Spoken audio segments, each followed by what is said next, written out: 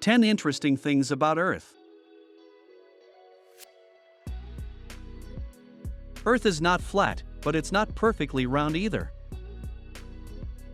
Earth has never been perfectly round. The planet bulges around the equator by an extra 0.3% as a result of the fact that it rotates about its axis. Earth's diameter from North to South Pole is 12,714 kilometers, 7,900 miles, while through the equator it is 12,756 kilometers, 7,926 miles. The difference, 42.78 kilometers, 26.58 miles, is about 1/300th the diameter of Earth. This variation is too tiny to be seen in pictures of Earth from space, so the planet appears round to the human eye. Recent research from NASA's Jet Propulsion Laboratory suggests that melting glaciers are causing Earth's waistline to spread.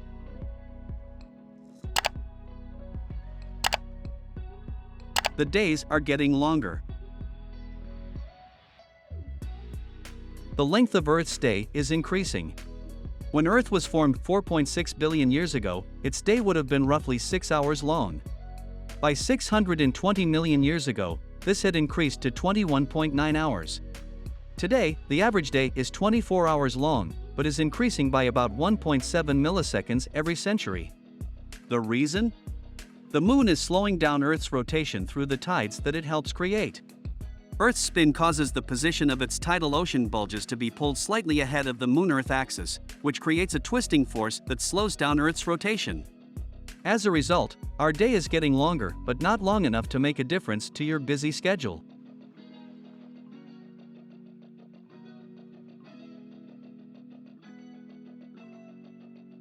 There weren't always several continents.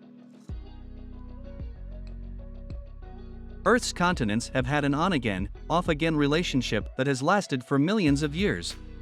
Some 800 million years ago, the great tectonic plates that Earth's landmasses ride upon came together, assembling the continents into a large supercontinent called Rodinia. What is now North America lay at the center of it. Rodinia eventually broke apart into many pieces that recollided 250 to 500 million years ago, creating the Appalachian Mountains in North America and the Ural Mountains in Russia and Kazakhstan. About 250 million years ago, the continents came together once again to form another supercontinent called Pangaea, surrounded by a single, worldwide ocean. 50 million years later, Pangaea began to break apart. It split into two large landmasses, Gondwanaland and Laurasia, that ultimately fragmented into the continents we know today.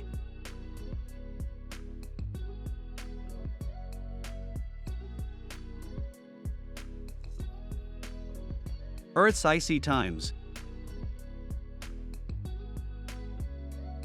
About 600 to 800 million years ago, Earth underwent several extreme climate changes known as ice ages.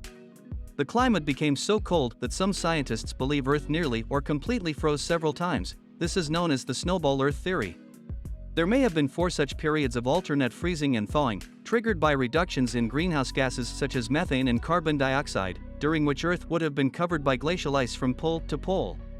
Because most of the sun's energy would have been reflected back into space by ice, the planet's average temperature would have been about -50 degrees Celsius, -74 degrees Fahrenheit, with the equator akin to Antarctica today. If snowball Earth did exist, a point that is hotly contested, luckily we weren't around to feel the chill, as only microscopic and simple organisms existed then. The driest place on Earth. Ironically, the driest place in the world, the Atacama Desert in northern Chile, is next to the biggest body of water, the Pacific Ocean. Average annual rainfall in Arica, Chile, is just 0.8 millimeters, 0.03 inches. It is believed that Atacama's Calama city saw no rain for 400 years until a sudden storm fell in 1972. Unlike most deserts, the Atacama is relatively cold and, in its most arid parts, does not even host cyanobacteria, green photosynthetic microorganisms that live in rocks or under stones. NASA astrobiologists travel to the Atacama to look for microorganisms that live in such an extreme environment, hoping to learn how life might exist on other planets. Earth's gravity isn't uniform. If Earth were a perfect sphere, its gravitational field would be the same everywhere. But in reality, the planet's surface is bumpy, and water flow, ice drift, and the movement of the tectonic plates beneath Earth's crust all change the pull of gravity. These variations are known as gravity anomalies. A mountain range such as the Himalayas causes a positive gravity anomaly. Gravity is stronger there than it would be on a featureless, perfectly smooth planet. Conversely, the presence of ocean trenches, or dips in the land caused by glaciers millennia ago, leads to negative gravity anomalies.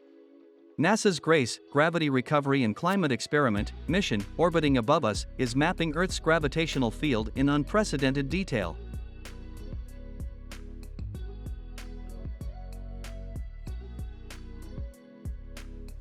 In the past, sea levels were very different. The most recent advance of ice on planet Earth began about 70,000 years ago, ended 11,500 years ago, and reached its farthest extent 18,000 years ago. During this time, glaciers and sheets of ice carved out the basins of the Great Lakes and blocked rivers, diverting the courses of the Mississippi and other rivers in the U.S. So much water was trapped as ice that sea levels dropped by as much as 120 meters, 390 feet, exposing parts of what is now the ocean floor. Earth's sea level has also been up to 70 meters, 230 feet, higher in the past.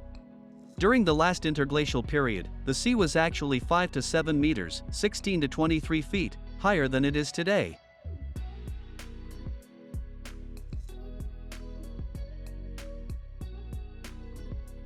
Our sun has a voracious appetite. All stars, like our sun, age and eventually die.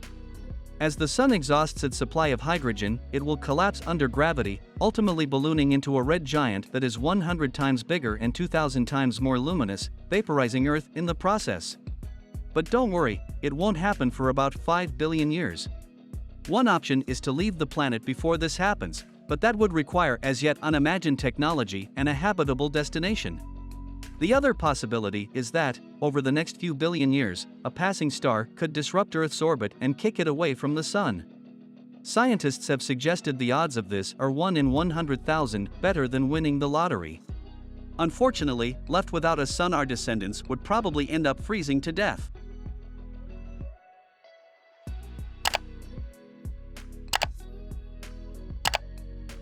The Moon is not Earth's only companion. There are two other bodies orbiting near Earth that are sometimes referred to as moons, though they are not strictly worthy of the title. Discovered in 1986, 3753 Cruithne is an asteroid that actually orbits the Sun. Since it takes the same amount of time to orbit the Sun as Earth, it looks as if Cruithne is following our planet. Its orbit, when seen from the perspective of Earth, appears bean-shaped.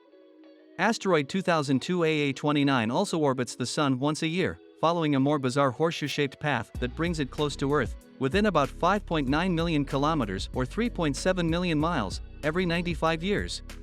Because of its proximity to us, scientists have suggested collecting samples from AA29 and bringing them back to Earth. The calm before the storm. It's not just an old wives' tale. Under the right conditions, the calm before the storm really does exist. As a storm draws in warm, moist air, its fuel, from the surrounding atmosphere, it leaves a low-pressure area behind. Air is carried up into the storm cloud, and some of it is forced upwards by powerful drafts. These updrafts remove the hot air and push it out over the sides of the highest storm clouds, which can be up to 16 kilometers, 10 miles, high. As the air then descends, it becomes warmer and drier and therefore more stable. It blankets the region below and stabilizes the air contained within, causing people within that region to notice a calm before the storm.